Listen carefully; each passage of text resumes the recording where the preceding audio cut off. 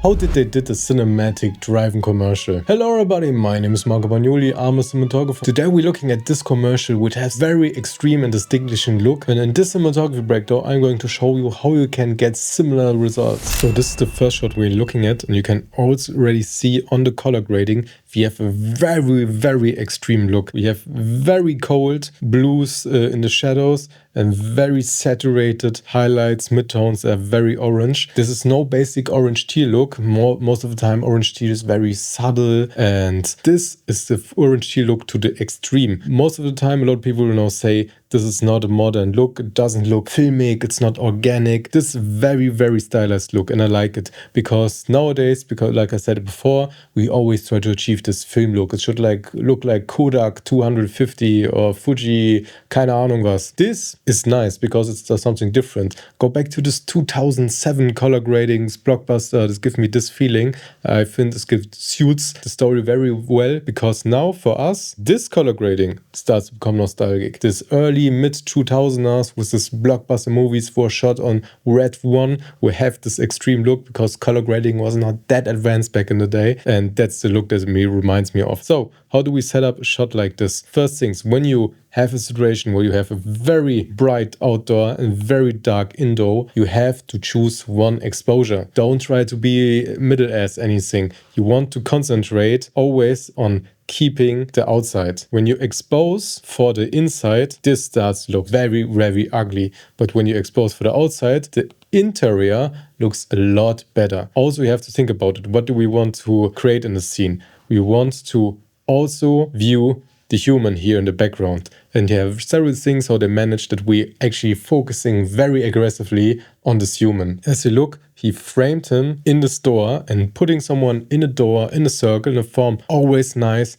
because you now set the person like a painting. So you watch the painting, he is like in a painting, that looks good. Then we have this nice long lines that all lead to this place, so we even more look into the situation. Then this is the brightest part of the image, so we look even more in this direction. So perfectly built. So the thing that you should learn from this shot is expose for the outside. So sometimes it can happen, well, it gets very dark in here. Now you have to use the big guns. You can actually put something like an XT26. It should be brighter than M18 or M80 area with a Fresnel, and just blast from the corner into the room to bring in a little bit more ambience. X26 would probably maybe not be enough. Depends how close you can get, so, but brighter is better in this situation, and that's how we can get a little bit more details when you need them in the room, because the car in the scene is also very important. So when we're going in for the close-up, everything I told you before is now even more extreme. We exposed even more on the background. As you can see, the sky is not clipping, and everything on this side is very dark. And I think we can actually now see that we added an additional light,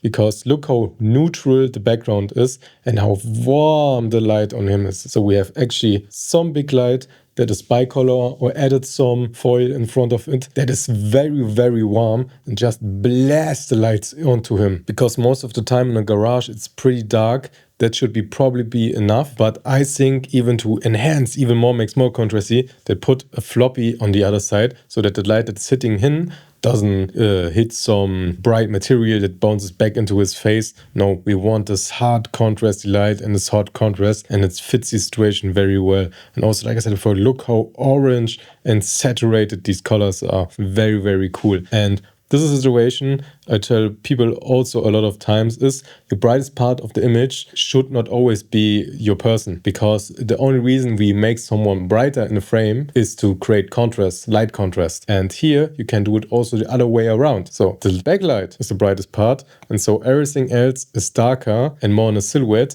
But because it's darker than the background, this is the thing that pops out, because the focus is still on this person. He is in focus, he's not blurry, so it also works the other way around. This is a technique that you see a lot more in movies or commercials, where you have this dark, dreamy Kodak film cinematic look, and works also very nicely here. Here also in a world of shooting at 12mm, 14mm, 10mm, nice 85mm close-up always melts my heart, because that's also something that reminds me more of the older films where we use more telephoto lenses. Is it lazy cinematography? Probably. Does it look good? Also yes. So Here you can clearly see more because of the hard light, how much detail in the pores, in the eyes. We have just nice atmospheric shot. And the shot by itself, you would probably, when someone sent me this frame, I would say, that looks horrendous. So what is this white balance? What is this contrast? But in the context with everything else, just is a mood. It really feels cool and special and not boring at all. But the image on itself would look like someone just shot on red maybe and hit the magenta and white balance slider way too far in one direction. Then we have this very abstract interview situation, and we have here again the guy standing here and the card here in the background, and we still on this orange teal look. So now they acted away in a different sense. Now we just added a small ambient light, just probably something like an F22 or a bigger one, something, it could be anything, a lamp with a light-on color, and just added a little bit of blue tint, 3-4%, just illuminate this area a little bit, that we have this cold blue gradient across the floor. You can actually see how little it is, that we actually don't have any light on the car at all. It's just really a tint. And then here, simplest trick on the world, just use your spot mount on your light. Again, very orange feeling. Make the barn doors very close and just create a nice long line so that we have also this nice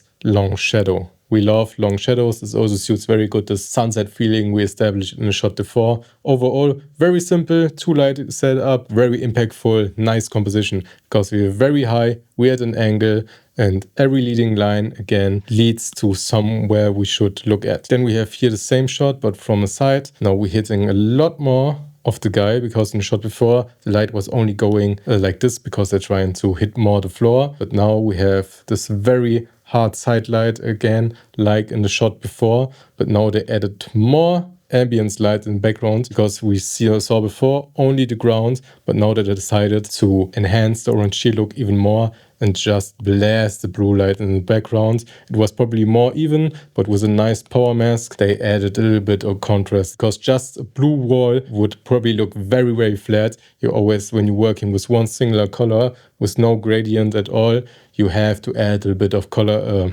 power masks in DaVinci to make the shot a little bit more interesting. Then we have here the first normal looking shot. This is, from all shots we had before, the most normal one. So, but how do we set it up? So here's still cool color grading. We're still in this very orangey with deep blue greens here in the background. And a shot like this, when you don't have a lot of outdoor shots, try to do it at the right time of the day. And the right time of the day is when the light is hitting from the back. So we have a nice silhouette, a nice separation already from the sun when it's on a lower place. Not shoot at 12 p.m. or something like this, a.m. The sun should be lower, and also hitting from around this corner would be perfect, because now, and that's what they probably done here, where's my eraser? Now we only have to put in 12 by 12 butterfly frame, and with an ultra bounce, now the sun gives us an edge light and the key light at the same time. And then when you have too much softness, you try to put a big negative there. When you're working outdoor, the bigger the better.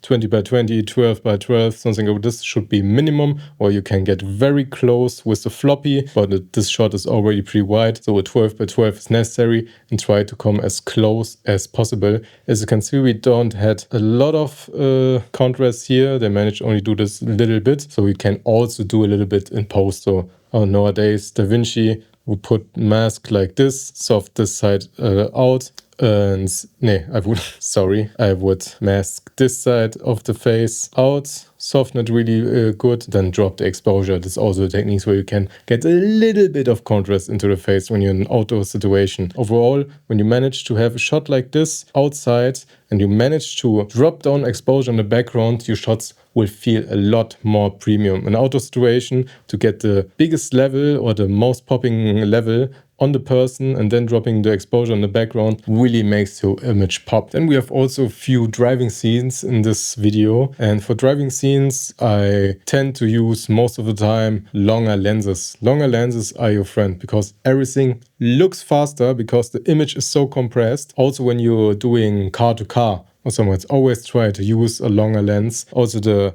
car compresses very nicely. And maybe for a situation like this, it's not that important, but when you're doing a car commercial with a very corporate car, not that fancy action shot or something like this, they want that the car looks real. So as exactly as people should look at the car. So when you're using a 40mm lens on the car looks very stretched, and the client will say, hey, that's not how a car looks like. People should know exactly how the car should look like. That's the reason you shoot in a compressor frame. For sure, not too compressed, but it's no a normal thing for action scenes like that you're shooting at a 200mm, 300mm or above to create this compressed look. So if you enjoyed this video, I would really appreciate subscription from you. Check out the description for discounts. My name is Marco Bagnoli, and see you next time.